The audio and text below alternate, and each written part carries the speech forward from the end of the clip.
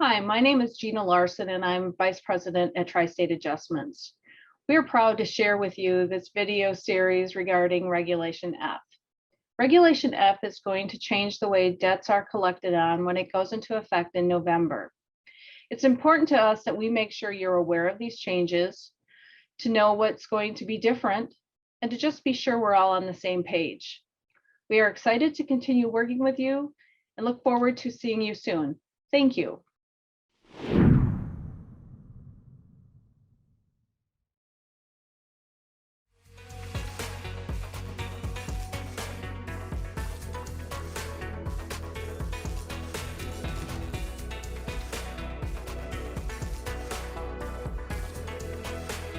Well, Patrick, let's talk about the new Regulation F, the CFPB rule that has some new requirements about credit reporting.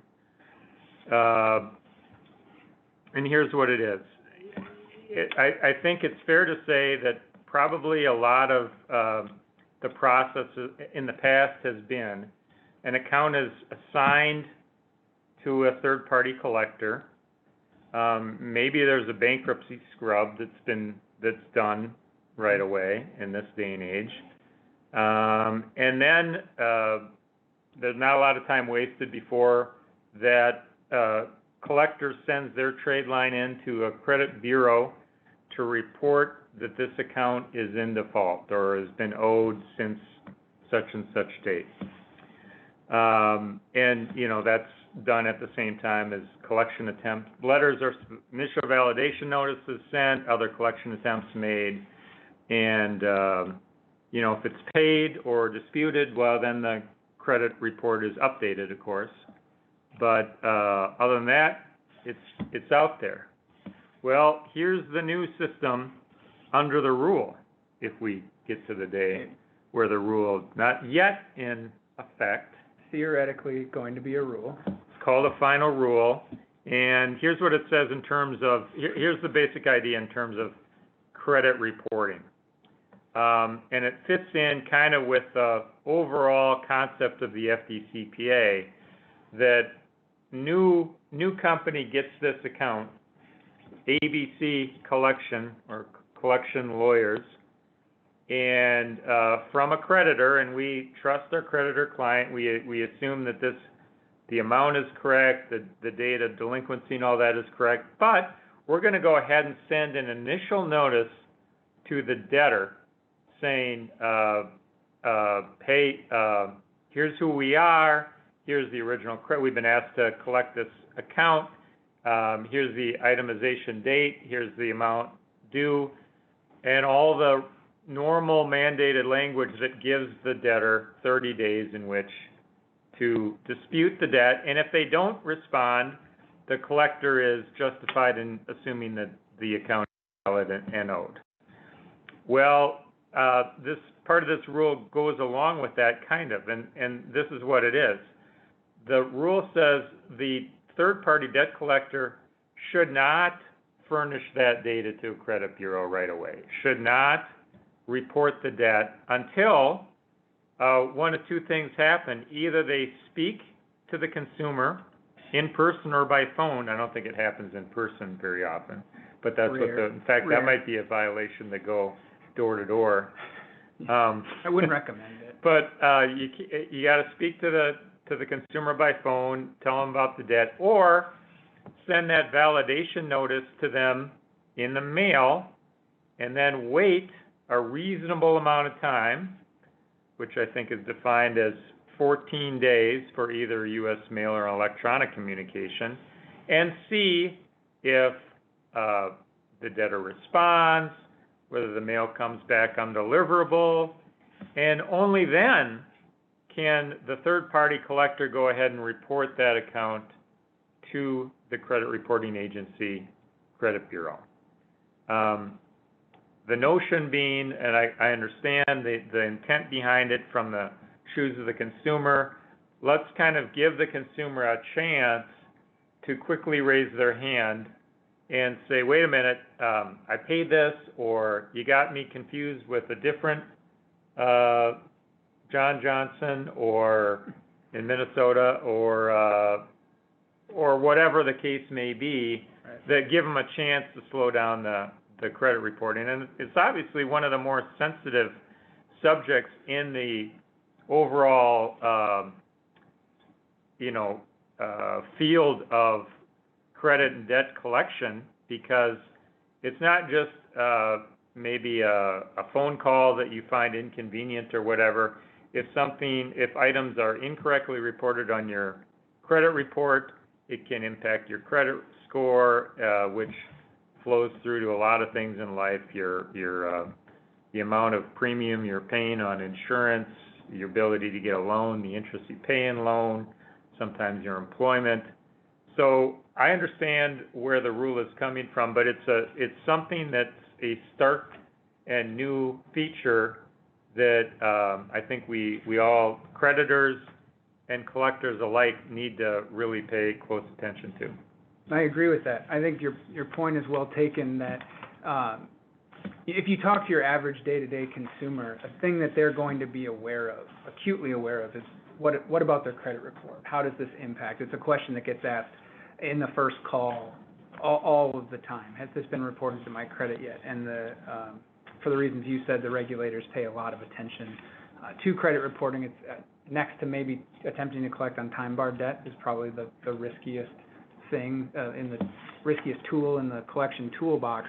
And so, yeah, the rule puts a governor on the ability to use credit reporting as sort of a passive way to try to collect, where you would just report and wait for the consumer to notice it, or they needed a loan or something like that. They're trying to buy a house or something like that, and so they call you to take care of it.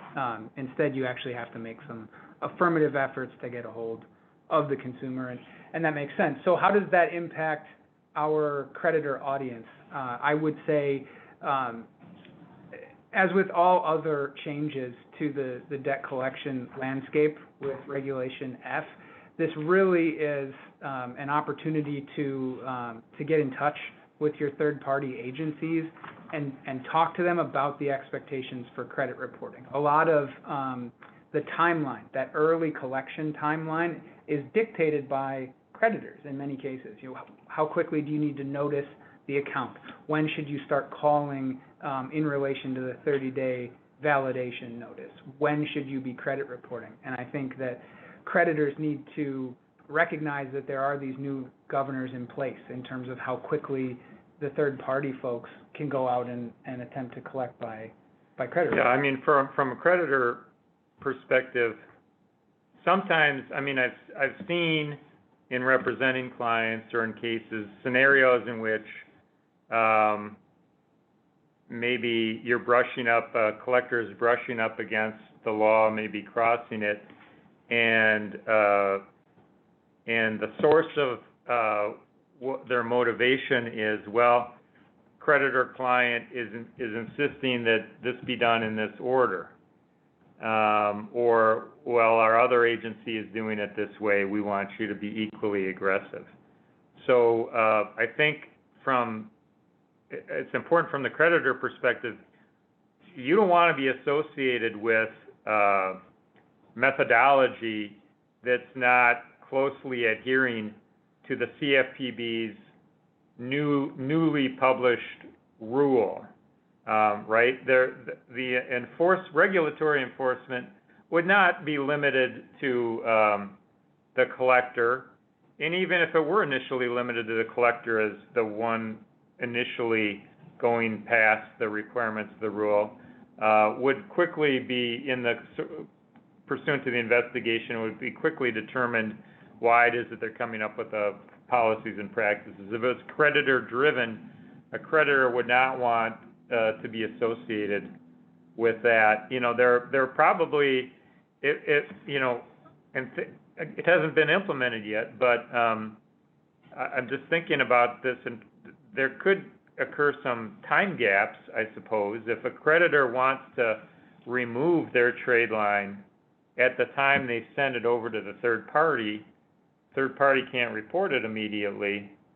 If you send out the letter and 14 days it comes back undeliverable, I don't know when it's going to be and they're not picking up the phone, I'm not sure when next it's gonna be reported Right. by the collector under this rule. Patrick, do you think would it ever make sense for the creditor just to keep their trade line on that debt item for a period of time? Yeah. You wouldn't want to overlap, obviously. No, you have to be really careful, and there's actually a fair amount of court decisions out there on that, and about who can report and how many trade lines can exist for a single account or obligation. And if that happens, even if it were permissible, and I'm not saying that it is, even if it were, it's just a recipe for being sued. Like I was saying before, consumers look at their credit reports. They care about it. It impacts their day-to-day life. That's why this is just a different creature, and it's treated differently under the regs. And so, I think if you have dual reporting going on, I don't think that's great for you, even if you can. And to your point, Chris, about getting tied up in either a regulatory investigation or some type of enforcement action, I think your best worst case scenario in a lawsuit where your third party agency has been sued, if that is the explanation, is that the creditor was requiring us to do it, the creditor can expect at least a subpoena probably at some point from the plaintiff. And now you're dragged in, you're not a party, but you've got information that's relevant, and that at the very least is a defense spend. So in my view, you just as well get in touch with your agency and get everybody in line with how we're going to do this, and accounting for the fact that we've got to get that communication out before we report. Now, even before this rule has ever gone into effect, we've had cases sued out on the notion of kind of debt parking or credit, I don't know what terminology is always used, but the notion being maybe your collector is assigned an account, maybe they can't find the person, maybe the person has since moved to a state in which they're not licensed to collect, maybe they're still going to go ahead and report that debt to the credit bureau, so that agency's got their trade line on there, having never communicated with the debtor. I guess we're not going to, certainly this new rule is going to slow down that scenario, I would think. But have you know, Patrick, do you have any view on if you can't find the physical address of the debtor, is there ever going to be a point in time in which that third-party collector can credit report the matter? I don't feel great if you've not launched the letter, if you haven't put it in the mail or sent the email. The I guess validation. Well, you have, and it's come back. An address unknown. Person's not there anymore. Like you said before, the further you step away from the reg, as it's the spirit of what's laid out here, especially in these early days after it becomes an actual rule and is effective, the riskier it gets. And so there's gradients there. I suppose skip tracing for an address that may be defensible, maybe, depends on the commonality of the name. What if it really is John Johnson? There's many of those. I don't know if that holds up real well if I've fired off a letter or an email to John Johnson and said that's good enough. There's going to be litigation at the margins, I'll say that much. It probably comes down to a cost-benefit, analysis. We often say, maybe focus on the lower-hanging fruit in terms of collections, right? And anytime collector or creditor, for that matter, credit reports, to some extent, that's putting your neck on the line, because you're obligating yourself to have a belief that that's accurate when you report it.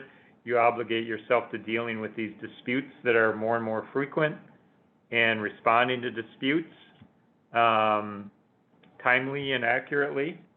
And that's hard enough on its own. But now if you're running up against this reg that says, as a third party, you shouldn't report at all until you feel good that you've made that initial contact. Right. and you don't even really know where the person, you conclude that you probably don't know where the person lives. I'm not sure that the cost benefit is gonna be there to justify sticking your neck out to put that trade line on. You might be better off sending that account back to the creditor who is not operating under this rule if they're acting in their own name.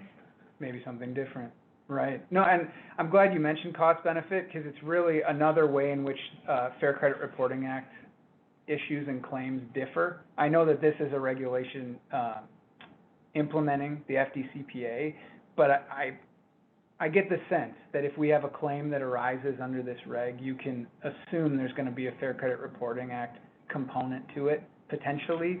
And FCRA claims are different than FDCPA claims because there can be actual damages.